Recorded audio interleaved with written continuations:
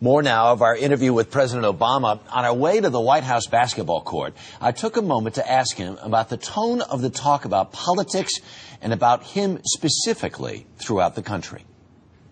I've been spending time out and about, listening to talk radio. Right. The kindest of terms you're sometimes referred to out in America is a socialist. The worst of which I've heard is called a Nazi. Are you aware of the level of enmity that crosses the airwaves and that people have made part of their daily conversation about you? Well, I mean, I think that when you listen to Rush Limbaugh or Glenn Beck, it's beyond that. It's pretty apparent, and it's troublesome. But keep in mind that there have been periods in American history where this kind of vitriol comes out. It happens often when you've got an economy that is making people more anxious and people are feeling as if there's a lot of change that needs to take place. But that's not the vast majority of Americans. The truth is, some of these comments, when you actually ask, well, this is based on what? This notion that Obama's a socialist, for example. Nobody can really give you a good answer.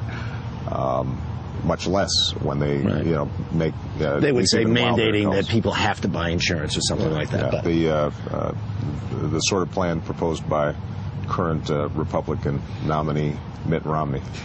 Yeah. So it doesn't make too much sense. It used to be that somebody who said something crazy, they might be saying it to their next door neighbor, or it might be on some late night AM station at the very end of the radio dial. Very last question: does it bother you a little bit?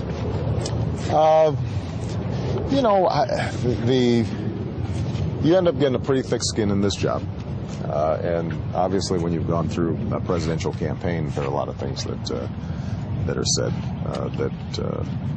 that thicken your skin. I am concerned about a political climate in which the other side is demonized. I'm concerned about it when Democrats do it. I'm concerned about it when Republicans do it.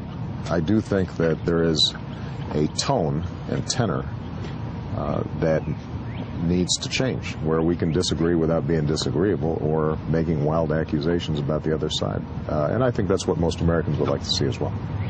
A lot happens early on The Early Show, weekday mornings on CBS.